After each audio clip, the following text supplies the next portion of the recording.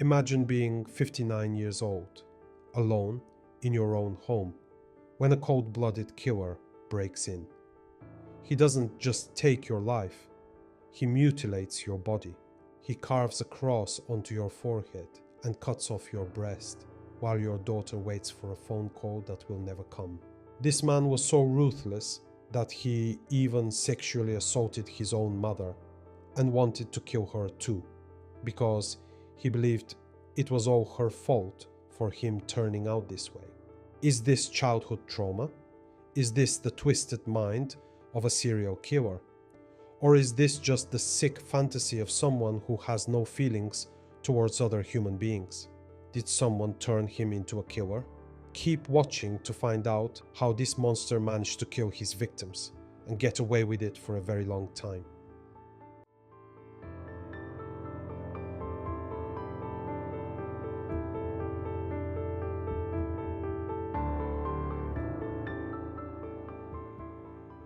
Hi, welcome back to our channel.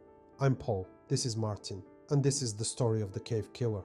Before we get into the terrifying details of his crimes, let's find out a bit more about who exactly this person was. A village called Tsarevets, 1959. Mihail Leshtarsky was born in 1959 in a small Bulgarian village called Tsarevets, in the mountains about 100 kilometers north of Sofia. His father, Tsvetan, was a wealthy shopkeeper, the richest man in the village, by some accounts. But behind closed doors, he was something else entirely. When young Mihail misbehaved, which was often because he was a difficult child, his father's punishments weren't like anything you'd imagine. He would chain Mihail to the family bed, then place food just out of reach and leave him there, for hours, sometimes longer. The boy would lie there, starving, watching food he couldn't touch. And it got worse. His father would tie him to the back of the family car, an old Moskvich, and drive him around the yard. He'd beat him with a motor cord until his skin turned blue, always careful to avoid the face and head so the marks wouldn't show. And his mother, she never once tried to protect him. According to Leshtarsky, she never even really spoke to him. He even said that in this whole situation, she was the real monster. This is textbook developmental trauma. And I want to be really clear about what it does to a child's brain. When we talk about attachment theory, we're talking about the fundamental human need to bond with a caregiver, someone who makes you feel safe, who responds to your distress. When that bond is not just absent, but actively weaponized against you, when the people who are supposed to protect you become your primary source of terror, it rewires everything. The brain develops differently. The stress response system becomes permanently hyperactivated. The child learns that vulnerability equals danger, that trusting anyone is a mistake, that the world is a place where people hurt you and no one helps. This isn't psychology as excuse making, it's neuroscience. The architecture of the brain literally changes. What's particularly devastating in Leshtarsky's case is the deliberate cruelty of the food punishment. Hunger is one of our most primal drives. To be denied food while watching it sit inches away, that's not just physical torture, it's psychological conditioning. It teaches the child that survival resources are controlled by hostile forces, that he has no power, that his needs don't matter. This kind of early starvation trauma often manifests later in obsessive behaviors around food, shelter, and control. Then, one day, everything changed. Though at the time, nobody realized how much. Mihail was a teenager, doing his mandatory military service, and his father had agreed to drive him and his mother to catch a train. But his father had been drinking heavily that day. They got in the car anyway. The crash happened just a few minutes after they left home. Mihail walked away without a scratch. His father broke both legs. But his mother took the worst of it, a severe concussion that, according to Leshtarsky, permanently damaged her mind. After that, she started acting strangely. He describes her in the kitchen, cooking soup, and when the family cat jumped on the table, she would grab it, drag it through the pot, fur and all, then keep cooking. She burned down some of the family's sheep pens for no apparent reason. Her behavior became increasingly erratic, unpredictable, disturbing. And then came the accusation that would define the next chapter of his life. His mother accused Mihail of raping her. He was convicted and sentenced to 13 years in prison. Did he do it? We don't know. He denied it at first, but then, when he was interviewed by one of Bulgaria's best profilers, he admitted he did it. However, he chillingly said, "This isn't punishment. All women want it, so it's pleasure for them and not a bad thing." Shortly after his conviction, his mother had a stroke and stopped speaking entirely. For years, she didn't say a word. And according to Leshtarsky, when he was finally released 13 years later, his father told him something remarkable. His mother had started talking again. It happened almost immediately after she heard he was free.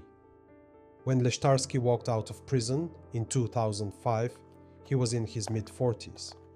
He'd spent most of his adult life behind bars. He had no skills that worked in normal society, no real connections, no place in the world, but he tried. That's what people forget. He actually tried. He got a job at a hotel complex called Chaika in the city of Vratsa.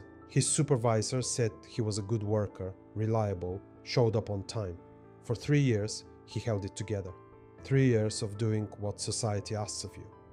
And then, just after his probationary period ended, when he should have been celebrating, when things should have been looking up, something inside him snapped. He went berserk, methodically smashing every window in every car and truck in the company fleet. Then, he fled into the mountains. He was never coming back. The Vratsa mountains are limestone, riddled with caverns, some explored, many not. Leshtarsky found caves that even locals didn't know about. He scaled cliffs to reach hideouts that most people couldn't access. He made himself a bow and hunted small game. He survived on 3 or 4 spoonfuls of honey a day. And according to some reports, which he's never denied, he ate live bats. Think about that. Not cooked, not prepared. Live bats. He claimed he could walk 30 kilometers to the seaside in just a few days, moving through terrain that would stop most people cold. He wasn't just surviving in the wilderness. He was becoming something else, something that had shed the rules of human society entirely. But winter in the Bulgarian mountains is brutal, and eventually, even the caveman needed shelter. Stoyan Miladinov had made a mistake that many of us might make. He'd been friendly to someone in prison. He'd probably never imagined that small act of decency would come back to haunt him. One night, there was a knock at his door. Standing there was his former cellmate, Mihail Leshtarsky, wild-eyed, feral, a man who had clearly been living in conditions most people couldn't survive. Leshtarsky didn't ask to stay. He informed them. He was going to sleep in their attic.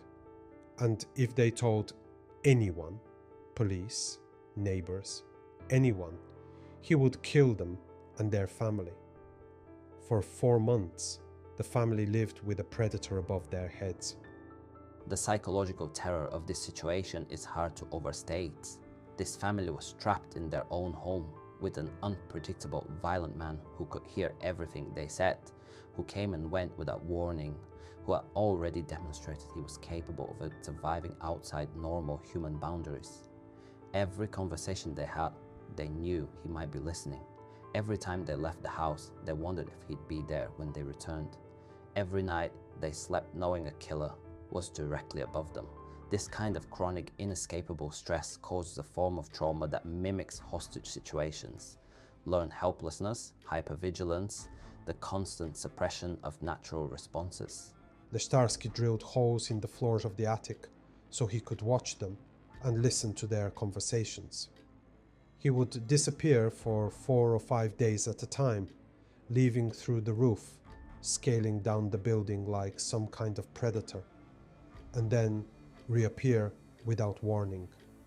And then one day, something set him off. He attacked Stoyan with a stool, beating him badly enough that Stoyan had to receive medical attention. But he couldn't tell doctors the truth about what happened, because Leshtarsky was still up there. And then it got worse, much worse.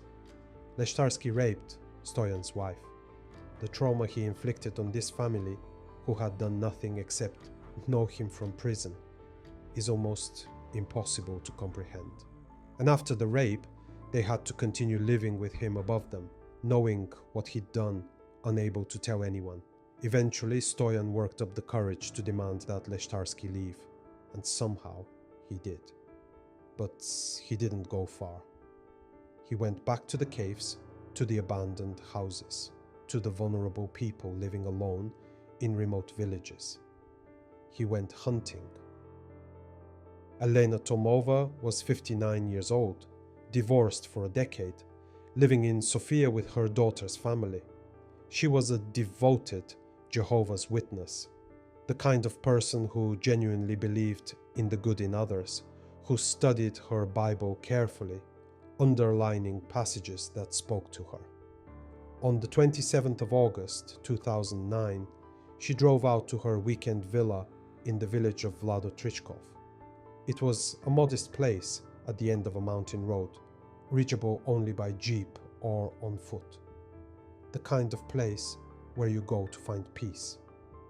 But when she arrived, she discovered that someone had been there. A window was smashed. Her bed had been slept in. There was a stranger's hunting hat lying around, though nothing valuable had been taken.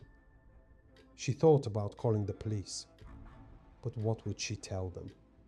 That someone had slept in her bed and left a hat. She decided it wasn't worth the trouble. Instead, she got her axe from the shed and placed it near her reading chair, just in case. That afternoon, she went out to collect wild berries. She ran into her neighbor and asked if she could stay at her house that night. Something about the situation had made her uneasy, but her neighbor had guests. She said no. Elena walked back to her villa alone. Elena's actions that day show us someone whose instincts were working correctly. She noticed the intrusion. She felt uneasy enough to prepare a weapon. She tried to find alternative shelter. Every step of the way, her survival instincts were telling her something was wrong. But she was also constrained by social norms, by the sense that she was overreacting, by the neighbor's perfectly reasonable excuse about having guests, by the fact that calling police over a slept-in bed would seem paranoid. The tragedy is that her instincts were right, everything was wrong. That evening, Elena was trying to read when she heard the wooden gate creak open. The man who appeared in her doorway looked like he'd crawled out of the wilderness. Dirty, weathered, with a long graying beard, the kind of appearance that makes you take a step back. But Elena was a believer in redemption. He asked for food. She gave him bread. He asked to cook an omelette. She said yes. She even sat with him while he ate, the two of them sharing a cigarette afterwards. During the meal, Elena called her daughter Zornitsa. In front of Leshtarsky, she said something remarkable. "There's a man here. Your father will be home any minute." It was a lie. Elena had been divorced for 10 years. She visited the villa alone. But she wanted Leshtarsky to think a man was coming. And she wanted her daughter to know she wasn't alone. A subtle signal that something was happening. Zornitsa noticed something was off in her mother's voice, but she didn't know what to do. She told herself she'd call again in the morning. Elena's phone call was sophisticated survival thinking. She was trying to protect herself on two fronts, by inventing a threatening male presence to deter Leshtarsky and by signaling to her daughter that the situation was abnormal. The problem is that these strategies work against rational actors, people who think through consequences. Leshtarsky wasn't operating on that level. He'd already survived outside the boundaries of normal human behavior. The threat of another man arriving wasn't enough to override whatever was building inside him. After the cigarette, Elena made a choice that came from the deepest part of who she was. She started talking to Leshtarsky about God. She was a Jehovah's Witness. She believed in redemption, in the possibility of salvation for even the most lost souls. Here was a man who was clearly troubled, clearly in need. She wanted to help him. And then something happened that changed everything. A warning to our viewers. The following contains a graphic descriptions of violence that some may find distressing. If you are sensitive to this content, please skip ahead. Elena sensed the shift. She tried to reach for the axe, tried to defend herself. But Leshtarsky was stronger. He pushed her onto the bed. He tried to rape her. But according to his later confession, he couldn't perform. A pattern of sexual dysfunction that had plagued him throughout his life. This enraged him further. He wrapped his hands around her throat and squeezed until she stopped moving. And then, this is where it becomes something else entirely. He sat on the bed and cried. After some time, he got up. He lowered her clothes down to her spine. He took a knife and carved a cross into her forehead. And then he took a metal spatula and cut off her left breast, leaving it under the bed. He covered her body with the sheets. He placed her Bible on top of her. He took the bottle of gin. And then he walked out of the villa and disappeared into the mountains. The next morning, Zornitsa called her mother's phone. No answer. She called again. Nothing. By the following day, she was worried enough to drive out to the villa with her husband and son. It was her husband who found the body. Police arrived quickly, but the investigation immediately hit walls. The villa was remote. No witnesses, no security cameras, no physical evidence that could immediately identify a killer. They searched the surrounding area twice and found nothing. For a while, the community assumed it had something to do with Elena's religion. The Jehovah's Witnesses even released a public statement denying any connection to the killing. Investigators initially arrested a different man, a suspected Satan worshipper found with religious items and what they thought was evidence. But the case fell apart. The file went cold. Meanwhile, Mihail Leshtarsky went back to the caves, back to the abandoned houses, back to preying on the vulnerable. Over the next 18 months, elderly people in remote Bulgarian villages started dying. In late January 2011, a 75-year-old man named Vladimir Toshovsky answered a knock at his door in Gorna Kremena. A man demanded money. Toshovsky, perhaps hoping to satisfy the intruder, offered him half his pension. It wasn't enough. The killer beat him to death in a rage. The pattern here is textbook predatory behavior. He's targeting the isolated elderly, people who live alone in remote areas, who can't defend themselves, who won't be checked on immediately. But what's notable is the rage that emerges when they don't give him exactly what he wants. Toshovsky offered half his pension, a reasonable compromise from a frightened elderly man. But Leshtarsky didn't want compromise, he wanted total submission. When he didn't get it, the rage that's always simmering beneath his surface exploded. 3 weeks later, in mid-February 2011, an 82-year-old man named Jordan Yolov was found beaten to death in his home in Staro Selo.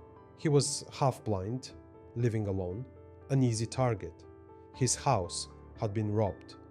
And there was another case that investigators would later connect to Leshtarsky, though it remained unproven.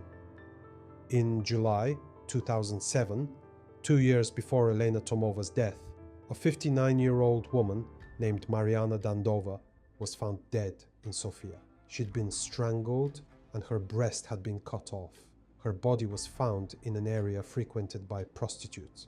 Initially, investigators thought wild dogs had mauled her corpse, but when they looked closer, they realized the mutilation had been done by a person. Same age as Elena, same method of killing, same distinctive mutilation. And here's the detail that haunts investigators. Mariana Dandova reportedly resembled the young Romani prostitute who had abandoned Leshtarsky years earlier, the girl he'd bought as a live-in girlfriend, who had left him, hurting him deeply.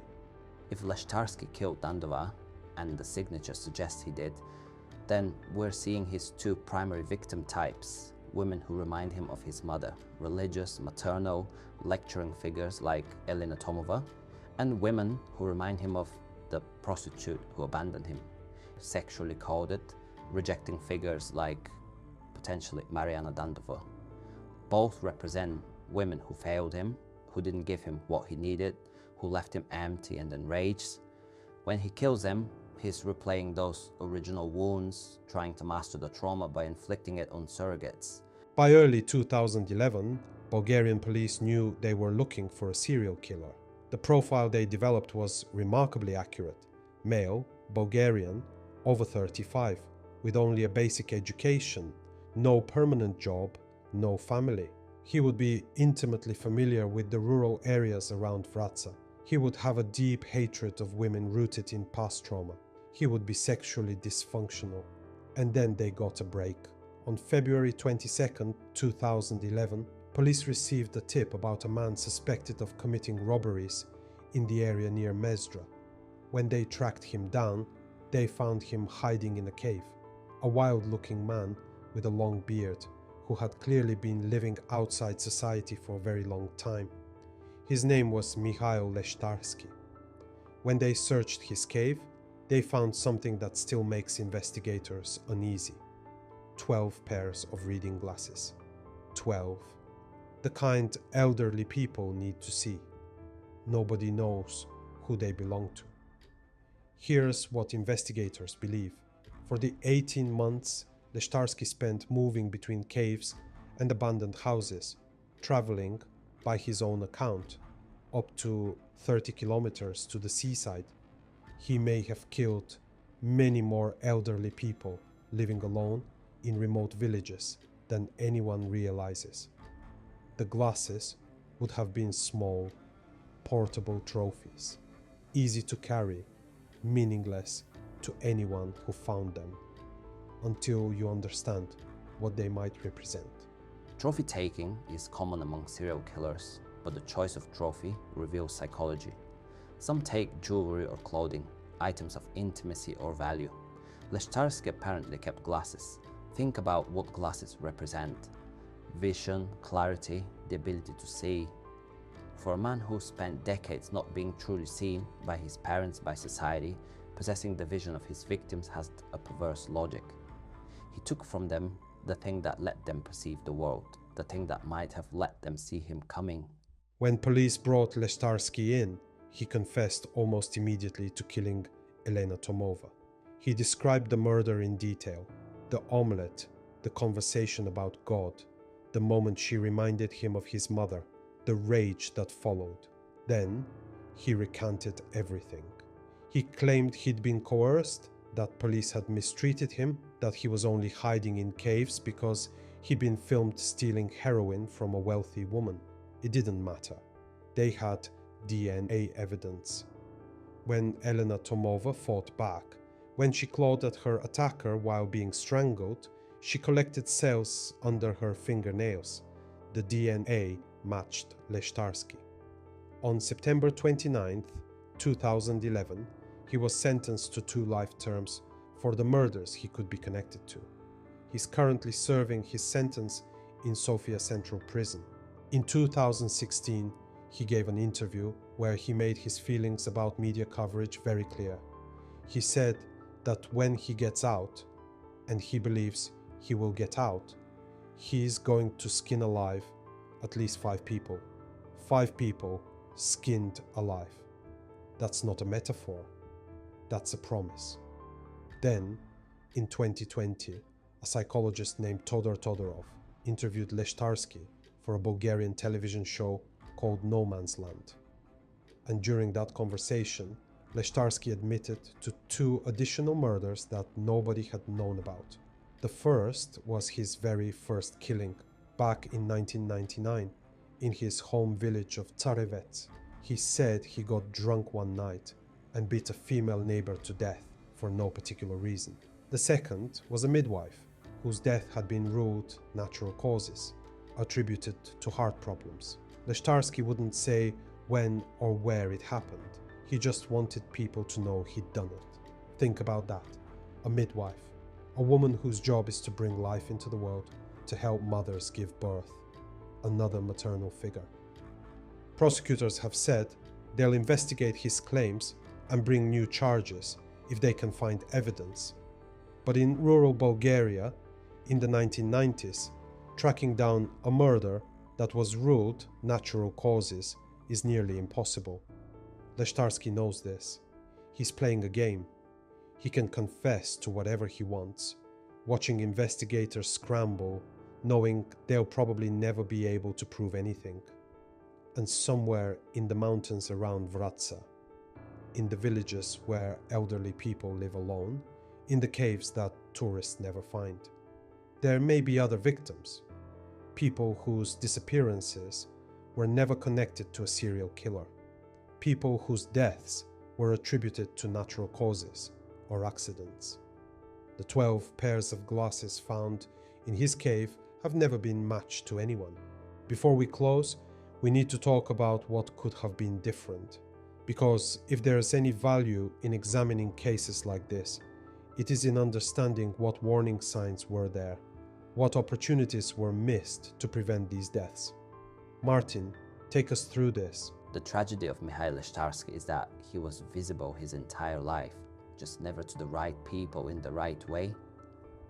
First, the childhood abuse. What was done to him by his father was extreme, even by the standards of harsh parenting. Chaining a child to a bed and starving him, dragging him behind the car. These aren't disciplinary measures, they're torture. In any functional child protection system, this should have triggered intervention. But this was rural Bulgaria in the 1960s and 70s. The resources simply didn't exist. Second, the rape allegation from his mother. Regardless of whether it was true, this should have flagged him for a serious psychological evaluation. A mother accusing her son of sexual assault suggests either that a serious crime occurred or that the family dynamic was so disturbed that false accusations were being made. Either way, there was clearly something profoundly wrong that needed investigation and treatment. Third, his pattern of incarceration. Leshtarsky spent most of his adult life moving in and out of prison for robberies. Prison officials described him as an excellent prisoner, bad citizen, meaning he could follow rules in a controlled environment but couldn't function outside of one.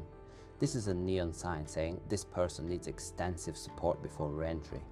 Instead, he was repeatedly released into a world he couldn't navigate with predictable results. Fourth, and this is the one that bothers me most, the 3 years at the hotel complex. He held a job, functioned in society, and then suddenly dramatically snapped. That breakdown should have brought him into contact with mental health services, but instead of treatment, he got the mountains. And finally, for 4 months, a family lived with a violent, unstable man hiding in their attic. They couldn't tell anyone because he threatened to kill them. But after he attacked Stoyan and raped his wife, something in that family's behavior, something in how they sought medical attention, something in their demeanor, should have raised flags for someone. A doctor, a neighbor, someone, but nobody saw or nobody asked the right questions, and the killing continued. And what about Elena Tomova herself? She did almost everything right. She noticed the intrusion, prepared a weapon, tried to find alternative shelter, signaled to her daughter that something was wrong. Elena's story shows us the limits of individual vigilance. She was as alert as any reasonable person could be, but she was constrained by the same social norms that protect us most of the time. The assumption that a dirty stranger probably just needs food, the sense that calling police over a slept-in bed would be overreacting, the neighbor's reasonable excuse for not offering shelter. She also did the one thing that, in retrospect, was fatally wrong. She talked to him about God. She tried to save his soul. She treated him as someone capable of redemption. In almost any other context, that kindness would be admirable. With Leshtarsky, it signed her death warrant, because to him, a woman lecturing about religion wasn't a potential savior. She was his mother, back to torment him again. We want to close by remembering the confirmed victims of Mihail Leshtarsky. Elena Tomova was 59 years old. She was a devoted Jehovah's Witness who studied her Bible carefully and believed in the redemption of all souls. She had a daughter named Zornitsa and grandchildren she loved.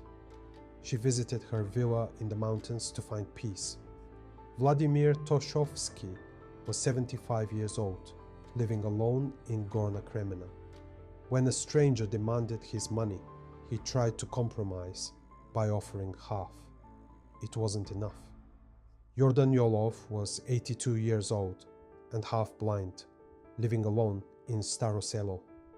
He was an easy target, and that's the only reason he died. And there's the unnamed female neighbor in Tsarevets, killed in 1999, whose death Leshtarsky casually confessed to decades later. And the midwife, whose identity we still don't know, whose death was ruled natural causes. There may be more. The 12 pairs of glasses found in Leshtarsky's cave have never been matched to anyone. These weren't statistics, they were people. Mihail Leshtarsky is currently 66 years old, serving 2 life sentences in Sofia Central Prison. He maintains that police framed him, that he's innocent of everything, but he also confesses to murders nobody knew about and promises to skin 5 people alive if he ever gets free. The Psychology Institute that helped profile him has continued studying his case. What they've learned has helped investigators understand other killers, other patterns, other warning signs. But somewhere in the Bulgarian mountains, there are still villages where elderly people live alone, where help is far away, where a knock at the door could be a neighbor checking in, or something much worse. And somewhere, in a prison cell, the cave killer waits.